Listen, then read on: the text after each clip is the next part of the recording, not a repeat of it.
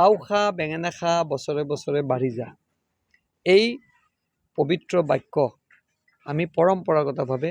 আমি ককা পিতৃ মাতৃৰ পৰা শুনি আহিছোঁ আৰু এই পৰম্পৰাগতভাৱে এই শব্দটোৱে আমাক আজি গৰু বিহুৰ প্ৰথম দিনটোত মোৰ পবিত্ৰ এই গাঁৱৰ বাসভৱনত মোৰ পিতৃৰ বাসভৱনত মোৰ ককাৰ বাসভৱনত আমি উপস্থিত হৈছোঁ আৰু গৰু বিহু মাংগলিকভাৱে আমি পালন কৰিবলৈ চেষ্টা কৰিছোঁ অসমৰ ৰাইজক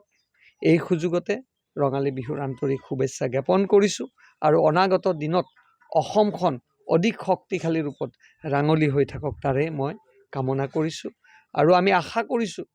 অসমীয়া জাতিৰ মূল ধ্বজাস্বৰূপ আমি ৰঙালী বিহু আৰু এই গোটেই মাহটো আমি ৰঙালী বিহু আনন্দ উৎসৱৰে পালন কৰিম ৰাইজকো কৈছোঁ এইবাৰ আমাৰ দুটা বিহু আছে এটা আমাৰ ৰঙালী বিহু আৰু এটা আমাৰ পঞ্চায়তৰ বিহু একেলগে আমি এই বিহু পালন কৰিম আৰু অনাগত দিনত আমি অসমত এক সুস্থিৰ চৰকাৰ পঞ্চায়তী ৰাজ ব্যৱস্থাটোত আগুৱাই লৈ যোৱাৰ ক্ষেত্ৰত প্ৰয়াস কৰিম